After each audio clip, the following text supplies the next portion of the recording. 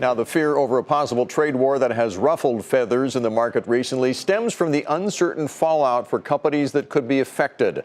But there's also an economic impact, and Steve Liesman takes a look at that for us tonight.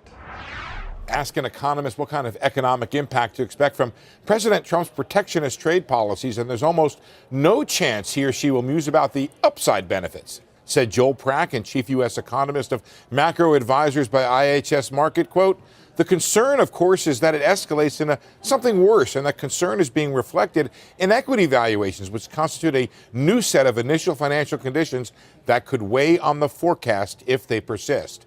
So far, the best forecast is that at current levels, the new trade tariffs will have only a modest impact on growth. But J.P. Morgan's chief U.S. economist Mike Ferroli says, quote, "We've had a hard time pinning down a specific GDP number for the impact of tariffs on the economy. We don't really have a sense of how bad the policy developments can get."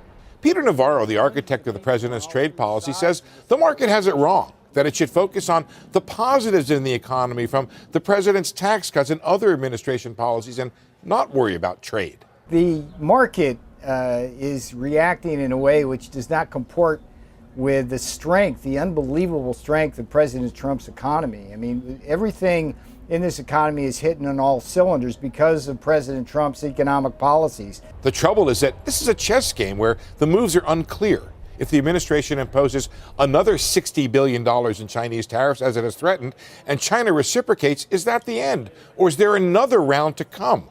Economists say they can't gauge the economic impacts until they know the answer to that and other questions. So their best bet is think hardest about the chance that it gets worse from here, not better.